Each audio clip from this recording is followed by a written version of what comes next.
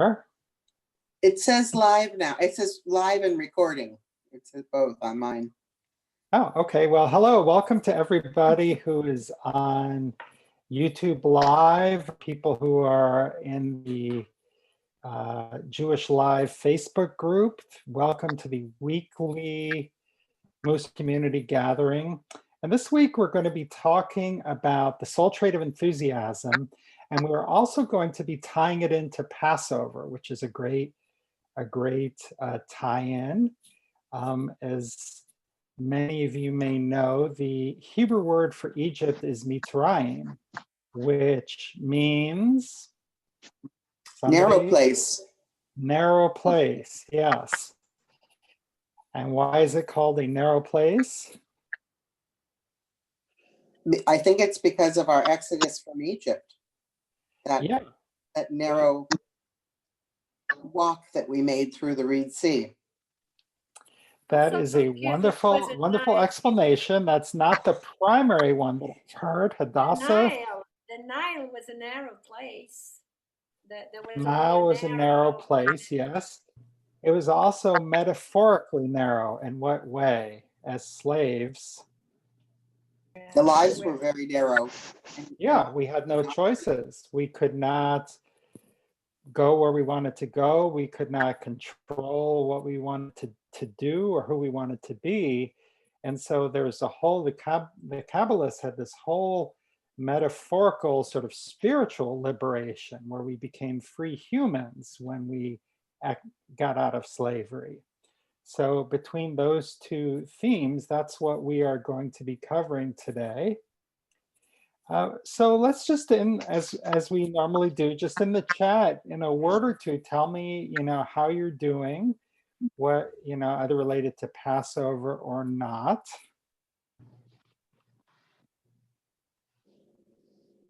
And again, apologies to those of you who are on the lives. I cannot see what you write, but I will comment on that later. And I would love to hear how you are doing as well. I haven't kind of mastered this multi-channel thing just yet. I'll go. I mean, I've been doing actually surprisingly well amid the quarantine. So Selena, I was asking for people to type in because we wouldn't have time for everybody to speak. So it's been interesting. I mean, having Pesach without more people, and people from congregation is really hard. That was really hard last night, but it went beautifully. We had a Seder for two. So we did the whole thing. And we had the 4 cups of wine and all of the things that we're supposed to do and the prayers. So that's been going on. Also, one of the things I wanted to point out that's helped me and may help other people is that I stay with a routine as much as I can through the day. And I start out early in the morning, and I have almost like I would be going to a workplace or school, and I have those things set out for me to do. I don't stay with it the whole day because I'm dealing with some medical conditions that keep me very fatigued. But for most of the day, I'm able to stay to a routine. So, thank you, and that's Selena. Enthusiasm for me. Excellent. Well, I'm seeing a number of other people commenting, missing exercise, and it has been a long haul. It has been a while since we see other people. I took a walk around the block before this, and I was thinking, I haven't seen so many people like cross the street when I'm coming since I was like in New York City in the 80s, where everybody was just like, whoa, don't come near anybody, just cross the street. So that's a little, that's a little bit different. I'm in like a cozy little small town nestled in the Bay Area, and people are pretty friendly. So it's very, very different to just see people cross the street. I understand why they're doing it. They smile, they say hello, but it is a very different vibe. Okay, so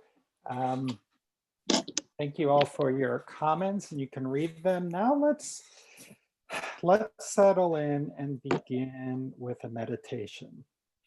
The reason why we call this a community gathering is it's to give us a chance to connect to other people. And it's a chance, we do this meditation to kind of create a sacred space and to allow us to kind of leave behind those stresses from the world and open us up to kind of more human to human communication.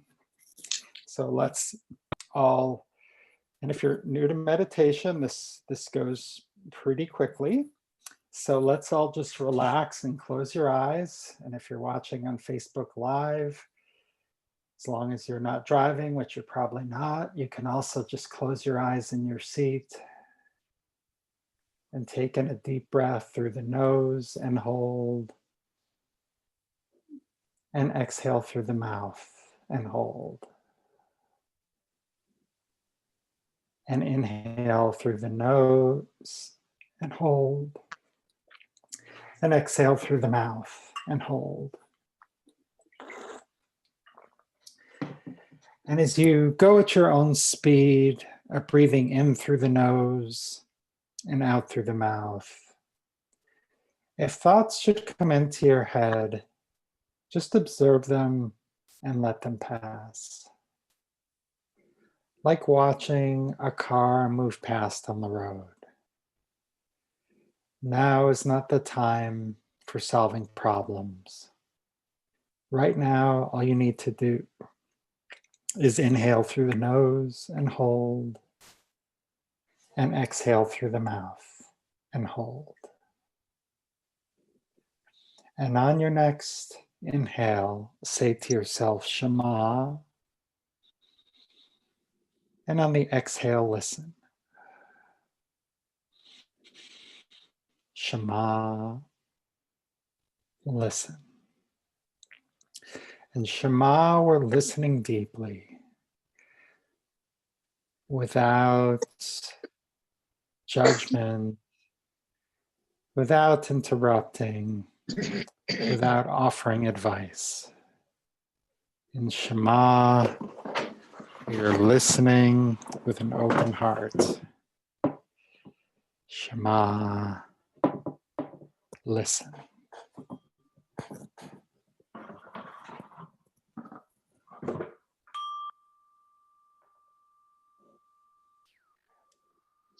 When you're ready, you may open your eyes.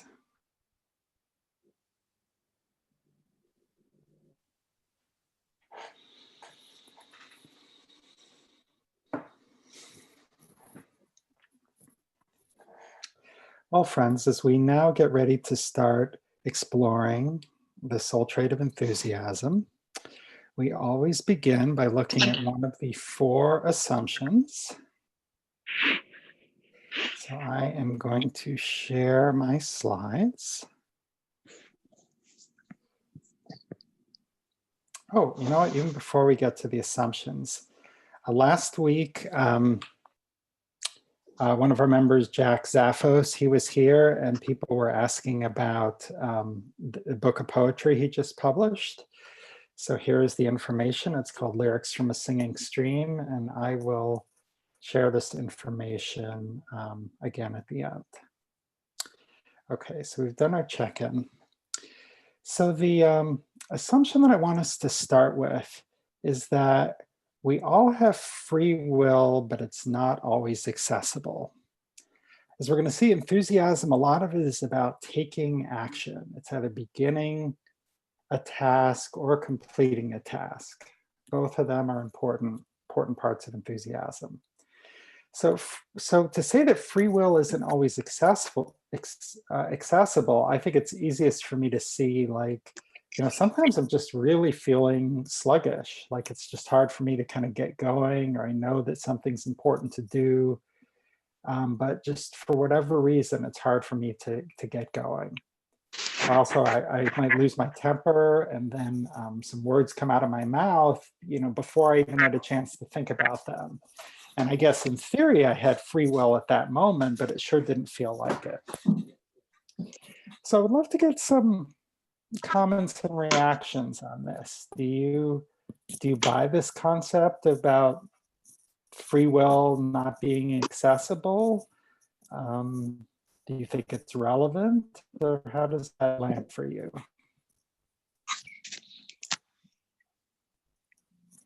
Greg, can I just say that this is on slide 6 and it's not matching up with what you're talking about? Or should you be on slide 1? Huh.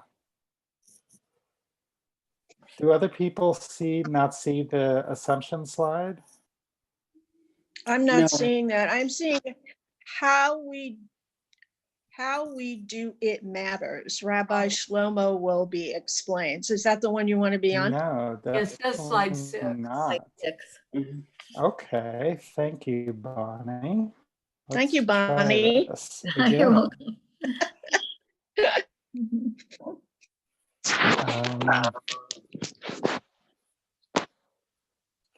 I'm going to, because that,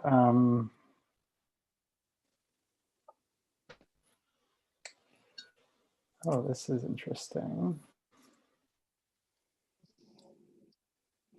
All right, all right, we're going to try this again.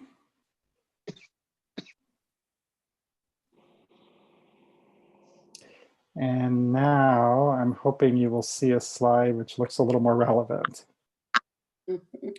Before assumptions for progress. Yes. I see it. Yes. Okay, great. So given everything I said about free will and it not being accessible, I'm wondering how that lands for you.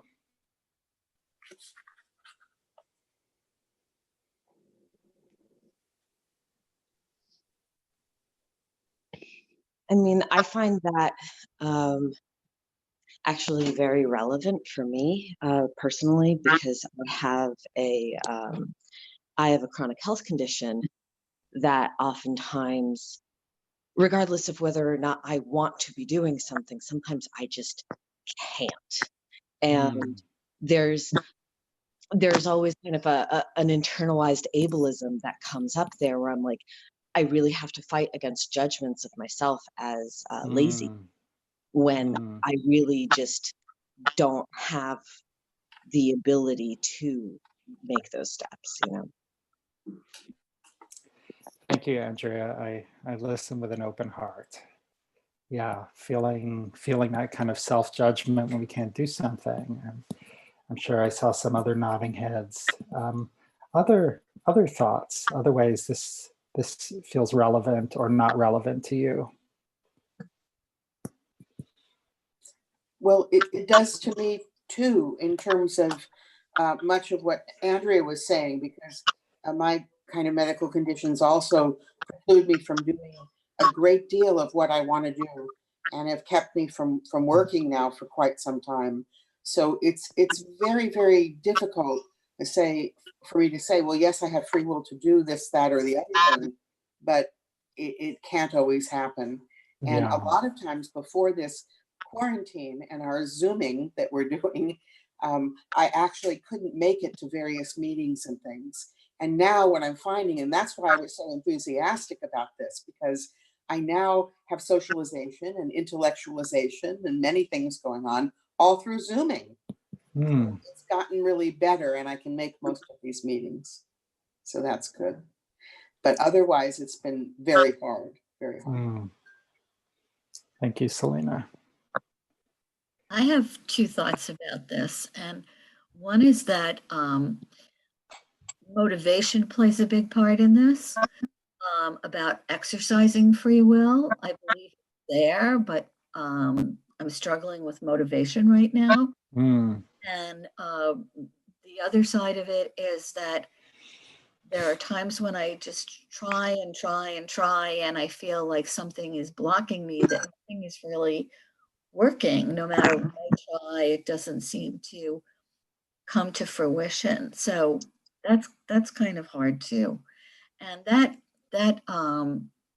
happens, and then it doesn't. And there's a period of time when it feels like nothing is happening, no matter what I try to do. And then there's a breakthrough. And so sometimes I feel like the universe is blocking me, and sometimes I feel like I'm blocking myself. Thank you, Bonnie. Thank you for sharing that.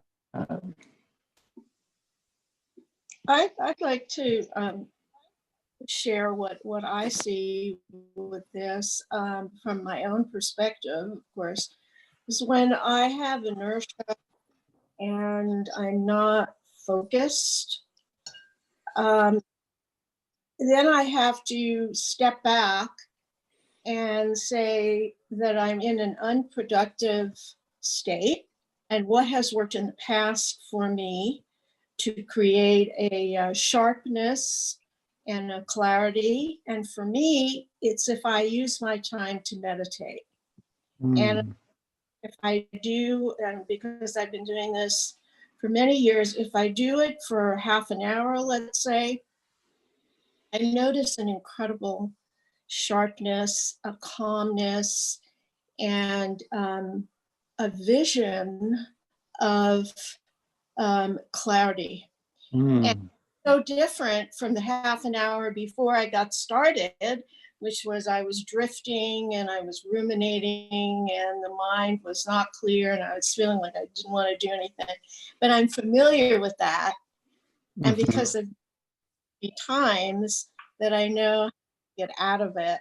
And so that's what works for me. Wonderful. Well, thank you. So what I'm hearing you say is that you sort of can recognize sometimes when you're not accessing that free will, and a half an hour of meditation will bring you into a much sharper focus. You're able to then sort of do and actualize what you would like to be doing. Yes. Wonderful. Thank you. Okay. I like to look at this free will from a different perspective. So there is, can you hear me? Yes. Yeah, so I look at it from a different perspective. So there is like my own internal process if I like to do something and I'm not doing it because of my own issue. But there is sometimes a reality that is imposed on me and imposed on us. And when I look at the COVID or the idea that now, even though I have free will and I want to hang out with my friends, or I want to go and hike and enjoy the outdoors, and it's so beautiful out there now.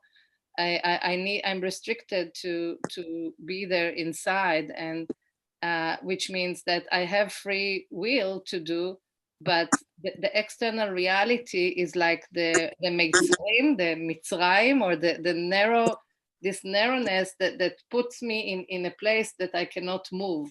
And puts all of us in a place that there's this lockdown. Yes. Yeah, thank you. Is it Michal? Is that how you pronounce your name? Michal, yeah. Michal, a lot yes. of people call me Michelle, but in this group, I'm sure that a lot of people can say the cha. Michal. Yeah, you bring up a very important distinction, because Musar is an internal practice, and sometimes we have these external constraints, which if we're not honest about them, it can lead to kind of some of this ableism, or I should be able to do this anyway, sort of things that was brought up earlier. But if we accept those external constraints, then what it means to have free will, it's a very different kind of approach. Well, I think that's a very good segue to the next point, which is to start talking about enthusiasm. For those of you who know Hebrew, the Hebrew is zirazut. It can be translated as enthusiasm, energy, alacrity. And enthusiasm, it's not like the kind of rah, oh, everything's great. It's really about taking action. And it can be about taking action to begin tasks or to complete tasks. And I heard people give a couple of examples when we were talking about the free will. Like someone was reading one of my, I think my Myers-Briggs personality trait, and it said, great at starting tasks, not so great at ending tasks. And my wife and kids are all like, yeah, that kind of sounds like you. So often when I'm focused on enthusiasm, I really think about like, okay, how do I run through the finish line here? How do I complete the tasks? May I have a volunteer to read this very bottom bullet that starts never say?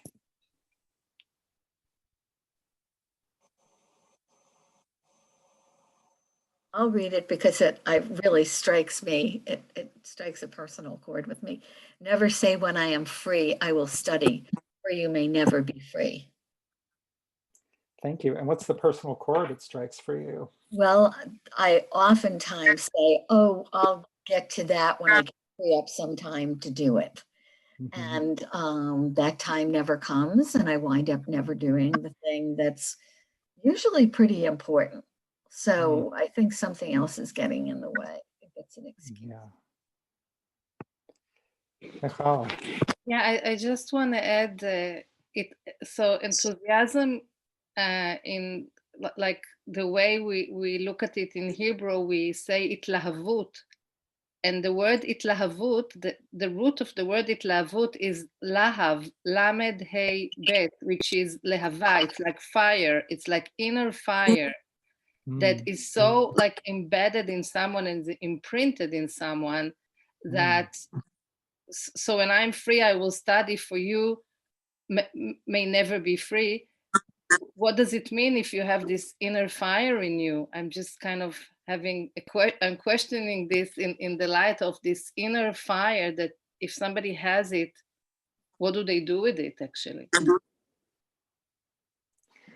Well, do we always have the inner fire? The question is when we have it, and sometimes we have it and we still don't follow through, right? It's two different ways. It's easier when you have it, when you can connect to it, but also sometimes when you connect to it, you don't follow through. I don't think we always have it, but I think that if we can tap into it from time to time, that is can be very productive and very satisfying. And I like what Michal said about the inner fire and the Hebrew. That's fascinating to me. I'd like to know more about that. So the word for fire is lehava. So lehava is actually the, okay, it's when you carry a torch, there is lehava. It's the fire that goes out of a torch, is big. Or in Hanukkah, we say that there is lehava of the candles, is huge. When you see all the candles together, it's a very, very strong fire. So very good. So think when you have this in itlahavut, it's like a wow. Yeah. Yeah, we're going to actually look at some readings about this sort of inner fire a little bit later. So it's interesting. As usual, you guys are way ahead of where I am. Other people who relate to this kind of when I'm free, I will study idea, how might that show up in your life? So last year, I took my son on a lot of college tours, and we see this in a lot of things. I think enthusiasm is contagious. So the students who gave the tours, who were just like, oh, I love this, come, you must see. I did this, I had so much fun when you come to school here, on. And other people like, over here is the library, and over here is the dorm. So whatever you do, if you bring energy to it, it's contagious and it motivates other people. Yeah. Thank you, Leslie. So sometimes there can be an element about motivating others, psyching ourselves up to motivate ourselves to do things. What kind of a phrase is when I'm free, I will study? Like, what is that? It's one that's calling me out very harshly. I feel like that's something that happens a lot in our society in general. You know, we're very busy doing urgent things, but find a hard time prioritizing the things that are important for us.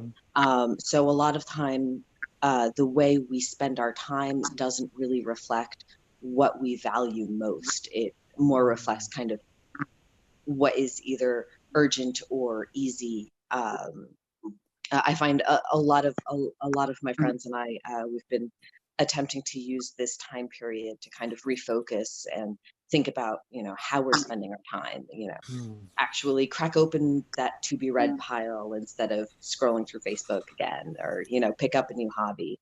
And a lot of us are really kind of being taken aback by how we just kind of kept pushing these things that we say are really important, that we're very excited about doing, Mm. just later and later and later, until later was just not happening. I think we do that a lot. Studying involves slowing down. You have to slow down and pay attention to study. That's kind of wrapped up in that word. And so much of our modern world insists we don't slow down. So it's hard to slow down. Mm. I have found that with this quarantine, as I may have said earlier, I can't remember now, but is that I've wanted to do Torah study intensely for a long time. And it's exactly what this Pirkei Avot statement is saying: when I am free, I will study, and then for you may never be free. Well, now we're relatively free, and I find that I am doing my Torah study. I'm sticking to it, and it's very satisfying, and I feel really good about it, as opposed to before, when I really was a hallmark of this statement was a hallmark of my life. You know, when I am free, well, I'm not always going to be free. So, but Yeah, now there's a lot of things that go into this, and now, you know, a number of us are more free. You know, Selena, you're freed by the technology access, but also, as Andrew was pointing out, sometimes we're free, and it's like, wow, it's still hard to do these things. And it strikes me that one of the general lessons from this is about rationalization, and how, you know, it's so easy to kind of get into rationalizations and that kind of stuff, that it really can cause, it really can be hard to get towards what's important. And as Carol was saying, kind of slowing down, focusing, really trying to concentrate on what's important to you, those can be some of the keys towards taking action. Greg? So now we got to have, of course, a little, yeah, Bonnie? I would also add, it's a lot about, I also sense a little, don't put off till tomorrow what you can do today, living in the present more and not waiting. If you look at the verbs in there, there's, you know, the present am, and there's the future will study. When I am free, I will study. And I think there's something of that also. Just live more in the present and do what you need to do in the present. Don't put it off. Yes. That's a good segue to this next quote. Maybe someone we haven't heard from yet. Could you read this, please?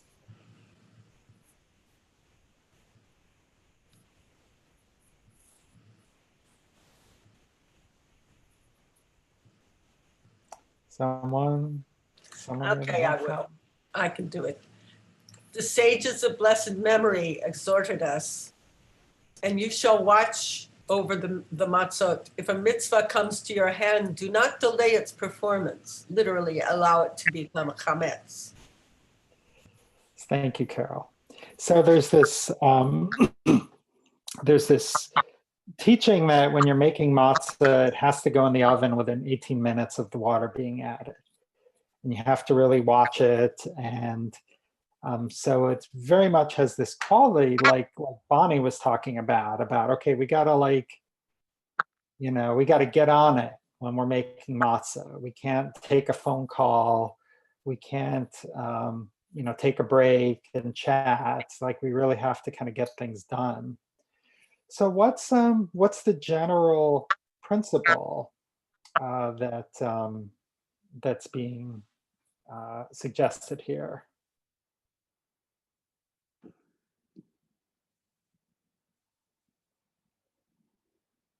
Well, I know from my own experience,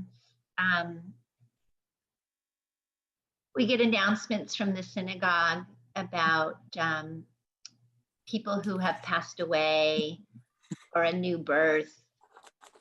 And if right away I go out and buy the card or have the card ready and I write a nice note, it gets done.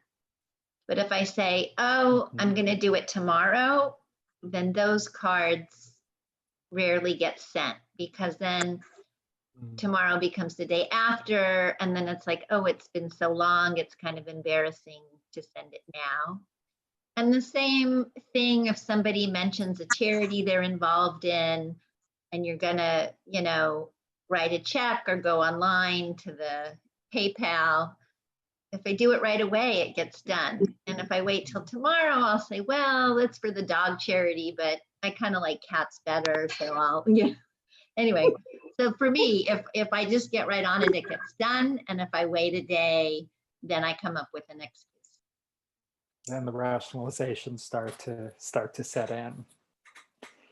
And that's thank you. That's a great example. Thank you for I like the right on that Leslie talked about. The right on, it's like in the here and now. It's in the present, and the same with making the matzah. We have to be present, and if we're not present, we miss the opportunity. Yes. And missing is chametz. Lachmitz is to miss. Yeah. Wow. There we go. It's kind of like fan craze, and everybody wanted tickets to go see Hamilton. You know, you couldn't get tickets, or you know, to some event you really want to go to, and suddenly, like, someone says, "Hey, there's Hamilton tickets available right now. You can jump on it and get it done." But if you delay, that opportunity can be lost, and will be lost. And part of it is what I'm hearing is that we get these rationalizations that can come up. And also what Michal was saying, I really like that about being, it's like if we're not in this place, then we can be by Facebooks and all this other stuff, which isn't important, but focus on the present. You know, getting my mother's birthday card out really is more important than, you know, checking my news feed, or, you know, just getting that desk cleaned off is really, you know, not the most fun, but it is actually going to make my life a lot better. Okay, so let's, as we're getting ready for our pair study, let's take a look at the spectrum of enthusiasm, because with all soul traits, having too little can be just as bad as having too much. So if we have too little enthusiasm,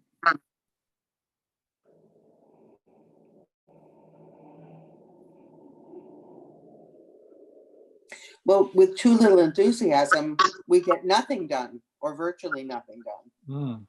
There's kind of, as you point out, you use the two words slothful and lazy. I mean, those are value judgments in a sense, but also it can mean nothing happens. We don't move forward. There's so many hours in the day. There's so many hours in a week. And when we just let them go by and let them go by, then very little can happen, as opposed to the too much and your concept of frantic busyness, which really we can go overboard if we're, you know, plugged in that direction. So like you point out, Greg, in all of your soul traits that you draw these diagrams, it's somewhere in the middle is where we want to be, between those two poles. Yeah. So thank you for that. Other thoughts, or thoughts about how the spectrum sort of shows up in your life? Anyone care to share an insight? Well, I do get on the too much side of the spectrum myself.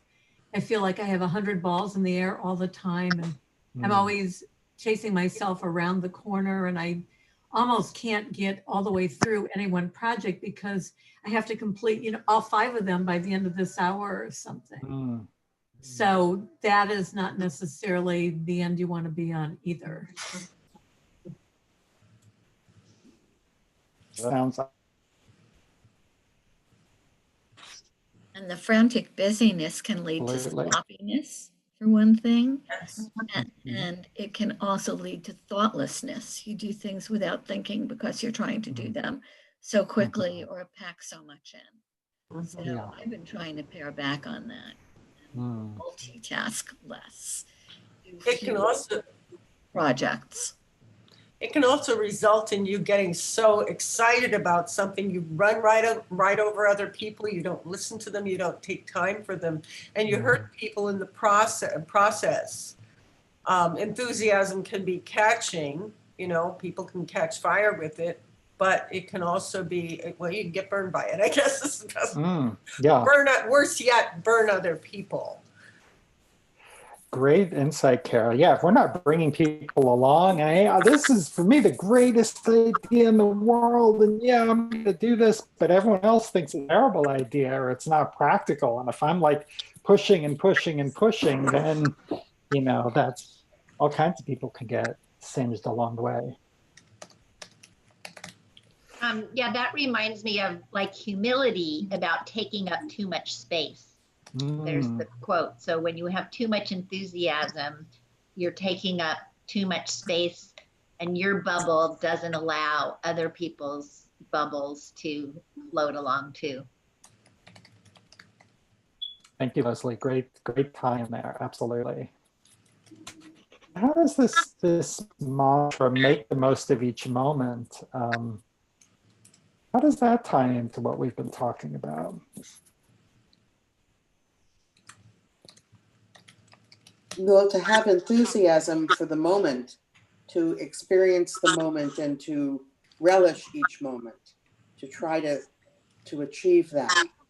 Not every moment's going to be wonderful, obviously, but to relish the time that we have and to know that life is finite. And so we have only so much time.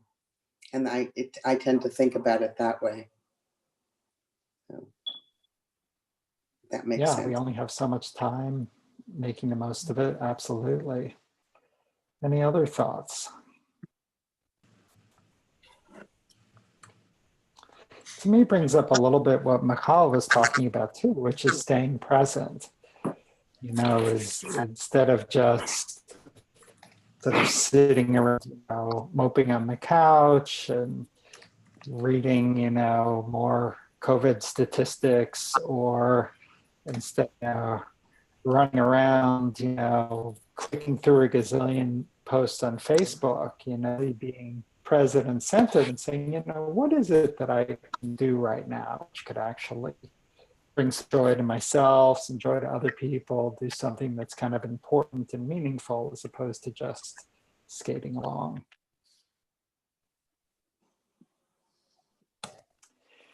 Okay, so now it is time for us to. Oh, yes, absolutely. Who, me, Ken? Someone said, can I say something? I didn't hear who that was. Was that you? It's me, Greg. Hi, it's Ken. Thank you. Hello, Hi, everybody. Ken. Hi, I just have a few thoughts on this, and I think everybody's input has been absolutely fantastic. I love that about the analogy of the fire within. I'd never heard that before, about enthusiasm being the fire within. Some of the points that I've been sort of writing things down to see if I could share this, because it might be very appropriate for other people as it has been or is for me. Sometimes if you have like 10 or 20 things or whatever the number is of things you want to accomplish throughout the day, and we get distracted or something comes up or things like that, and you put this off saying, I'll get it done later on.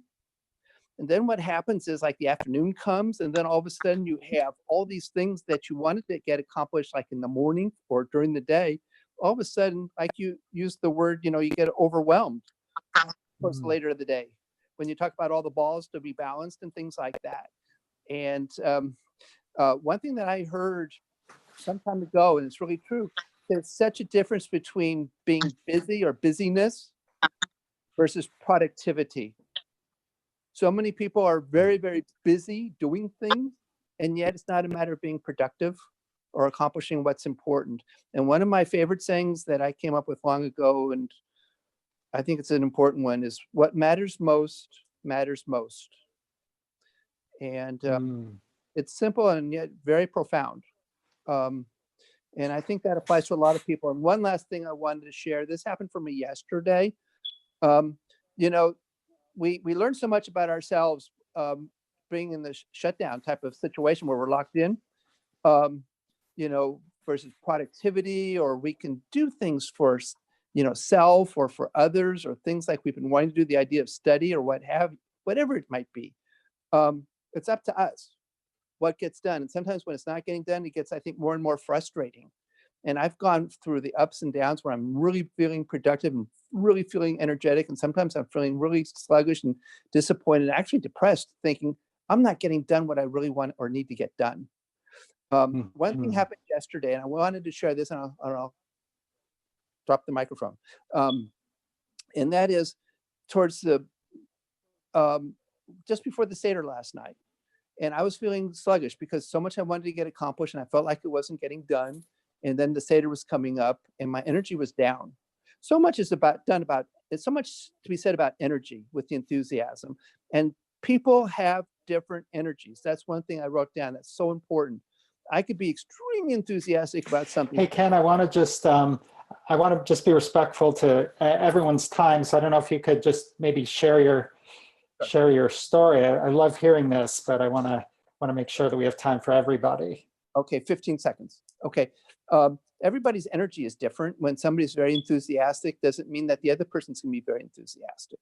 And it's really a different type of thing. But what happened yesterday was I put on some music. I'm very much affected by music, and I put on some what I call upper music to feel good. And I grabbed an exercise band and started exercising. And in 15 minutes, my feeling was so totally different and alive, period. Oh, thank you, Ken. That's music and exercise are wonderful ways to kind of get ourselves going again. Yeah. Okay, well, now we're going to split up into our pairs to kind of have a check-in where you are. And to frame discussion, we want to come back to this idea that about Mitzrayim, which is this narrow place. And it could be like, where am I stuck? Like, yeah, I'm stuck at home, but where am I really stuck? You know, when I can't, like, when I don't have all these other distractions around me and I really come face to face, you know, where am I stuck? And as the Rabbi Nachman of Breslov said, the exodus from Egypt occurs in every human being, in every era, and every year, and in every day. So with your partner, you know, again, in our confidential safe space, maybe share a little bit about what's the personal narrow place where you are looking to escape from. So I am going to end the share and split everyone up into breakout rooms.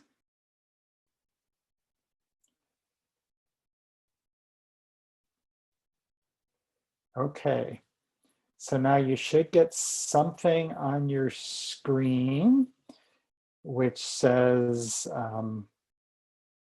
you know, which gives you an opportunity to join a room. So just kind of click join.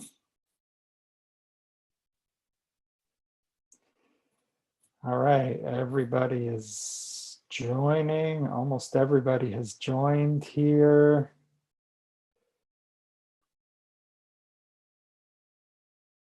Zahara, are you going to be able to join? Well, if not, that is okay. That is not a problem. And for everyone who is left, I'm going to switch us to speaker view because I have my hidden teaching. So if you're on Facebook Live or YouTube Live, we are going to actually look at another text.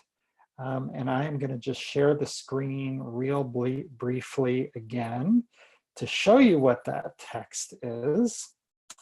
And this is a teaching from the Altar of Novardok. He was one of the Musar masters of the 19th century. And what he wrote, oops,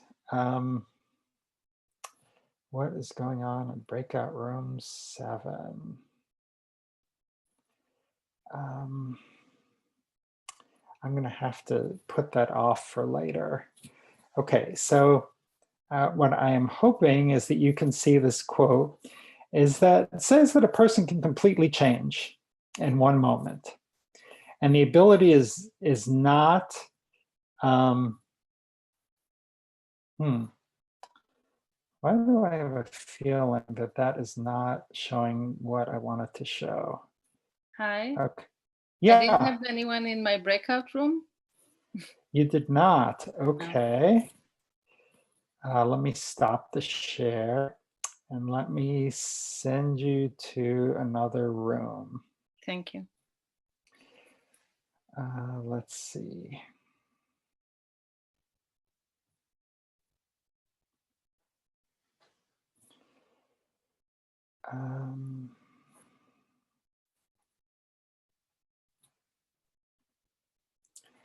Okay, you should have a new room to join.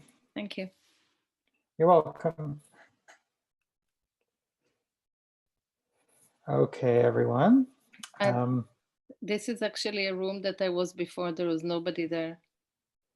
You sure? Yeah. I had you move to breakout room 3. There are 2 people there. Oh. Okay. So give it a click. Okay. Oh, I cannot give it a click. Huh.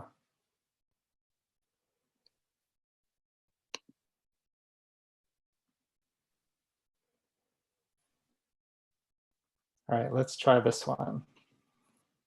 Oh.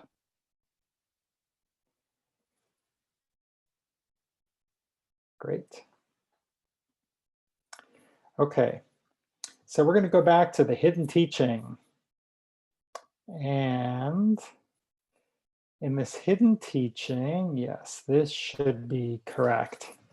So there's this idea that this rabbi is saying is that a person can completely change in a moment. You know, it's not something just for like the super pious or the super aware. And if a person can change, when will they change? And why not right now?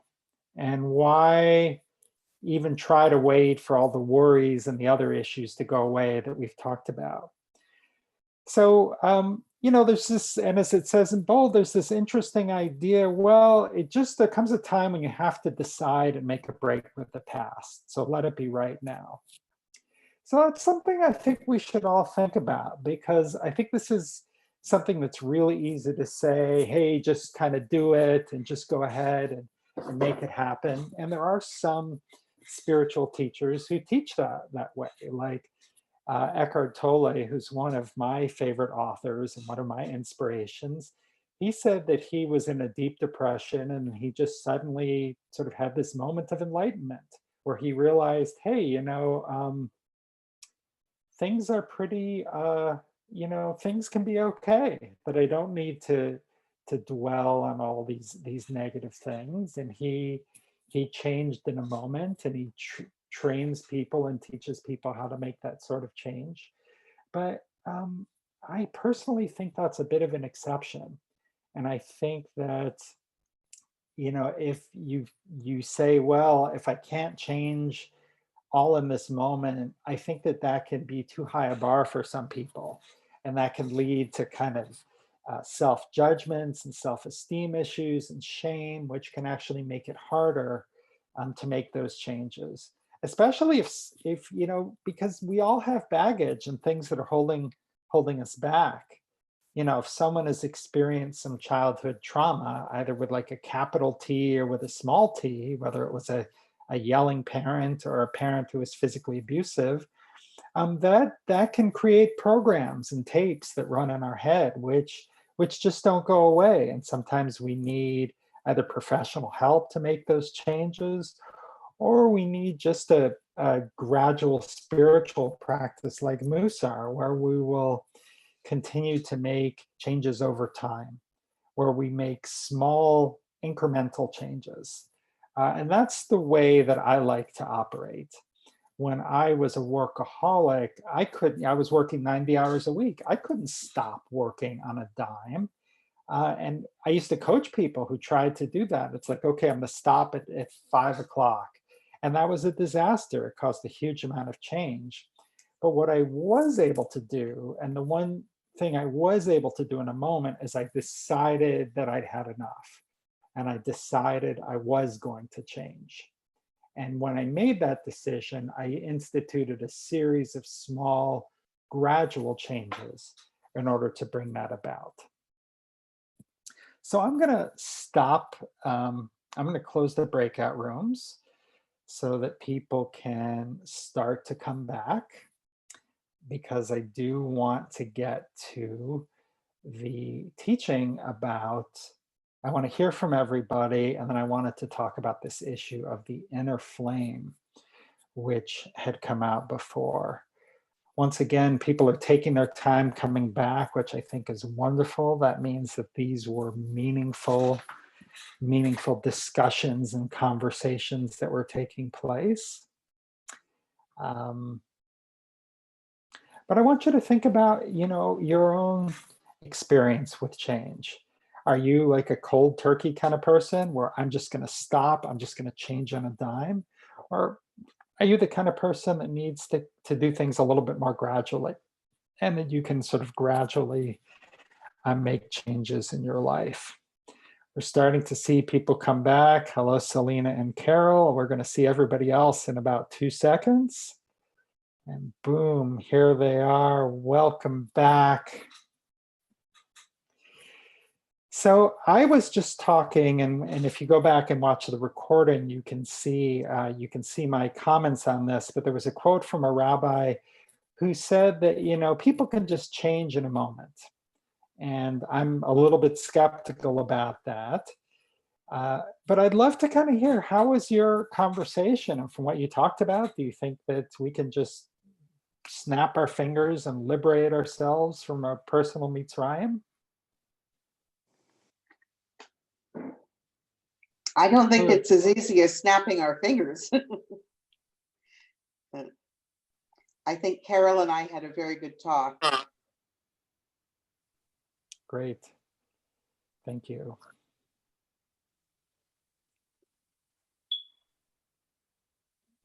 Yeah, Ken?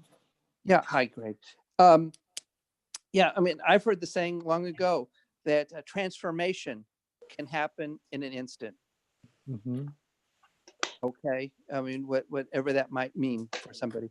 I had a wonderful conversation with Andrea, and each and every week it's been wonderful with each partner.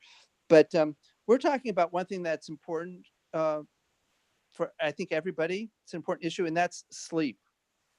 With what's going on today, I think people have this anxiety, this stress, this worry, this fear that we think about 24/7, perhaps. Maybe meditation's a good help, but that might be an issue for people where it's really hard getting good sleep from beginning to end each night, where you're feeling refreshed. And that might be something that we can talk about. And it might be very helpful and beneficial for everybody. Thank you, Ken. One thing I wanted to say, another thing actually I wanted to say, is Carol and I both had in common that we're doing meditation. And we find that very, very helpful, like she was talking about earlier.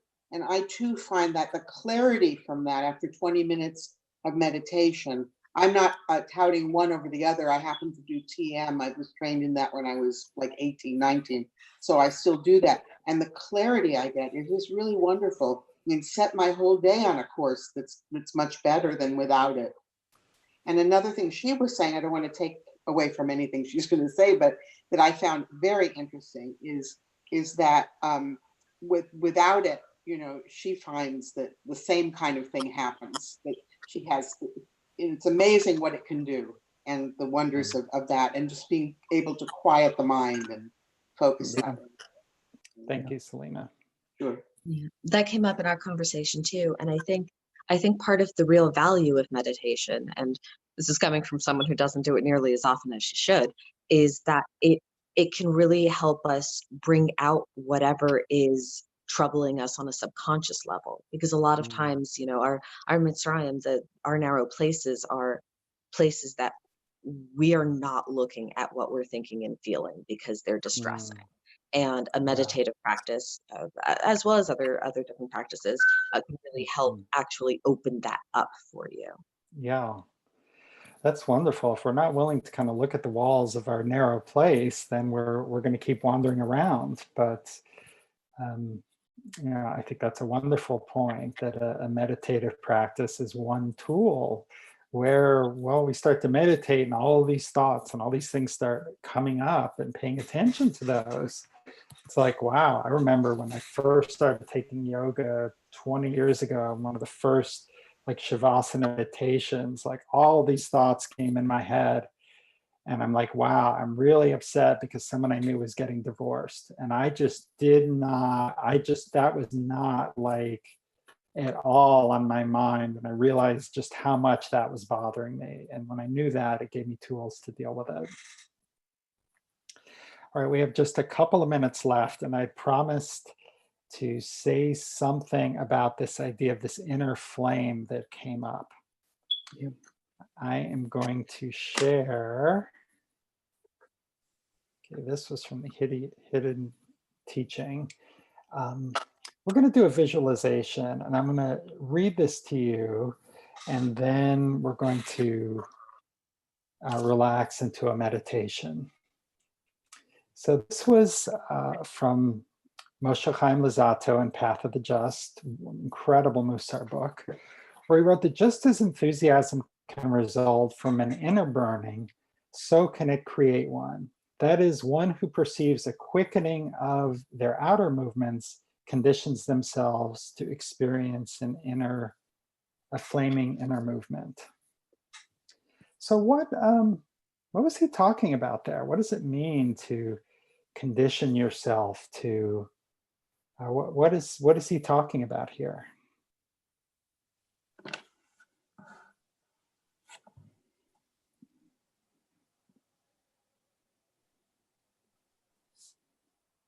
To me, this sounds like the positive psychology description of flow. From some people, I would say it's the presence of God, where the inner and the outer are just on the same page, and you're this harmonious wheel within a wheel, way in the middle of the air. Yeah, thank you. So flow is a great descriptor of this coming together of the inner and the outer. What does it mean? What are outer movements? It's taking action, right? And this is one of the key ideas of Musar, is that when we take action, we change our inner world. So that's something which is, if there are any psychologists on the call or cognitive behavioral psychologists, this is something which, you know, an idea hundreds of years old, thousands of years old, has actually been shown and reinforced by current neuroscience and psychology. So what I'd like you to do for our closing meditation is once again close your eyes and take in a deep breath through the mouth and hold. And exhale and hold once again. As you breathe at your own pace, listen again to this quote and allow your mind to develop visual images that match what I described. Just as enthusiasm can result from an inner burning, so can it create one. That is, one who perceives a quickening of his outer movements conditions himself to experience a flaming inner movement.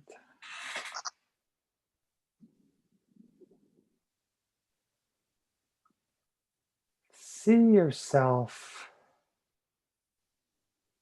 taking action to help liberate yourself from your personal Mitzrayim. What is one action that you can take? Is it a conversation? Is it writing in your journal? Is it making a phone call? Is it picking something up?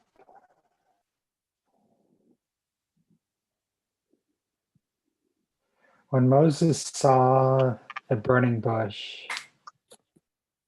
he saw a flame that burned but did not consume.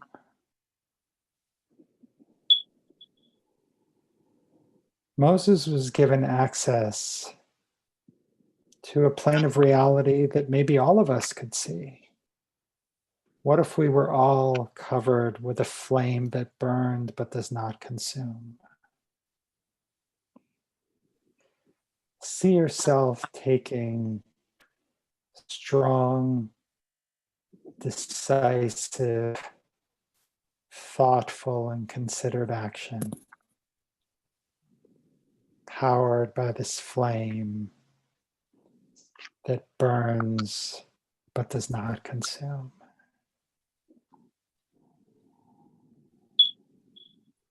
Let this flame support you with courage and strength and understanding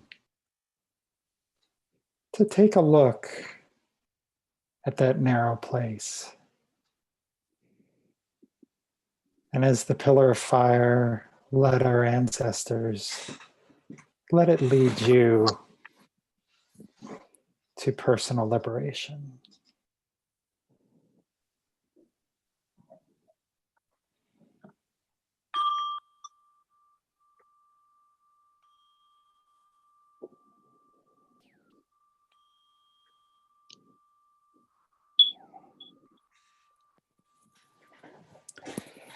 And when you're ready, you may open your eyes.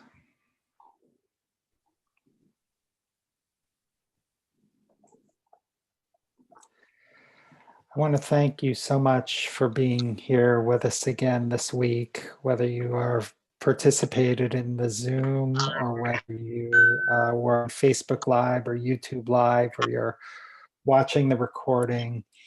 If you would like to be on my email list to get the weekly blog post that goes with these, you can sign up at AmericanMussar.com. And I do want to once again share the book from Jack, who was here, which came up last week. There was people who asked about it. He just published a book of poetry called Lyrics from a Singing Stream. I will put this also in the chat for the meeting if anyone would like some reading. Okay, need to stop that. And here is the link. Well, I wish you all a wonderful evening and a wonderful remainder of the Passover experience. Thank you. Thank you, Greg, so much. And everyone. You're very welcome. Thank you. Chag Sameach. Chag Sameach. Take care. Sameach. Bye. Bye. Everybody. Bye. Bye. Love to you all.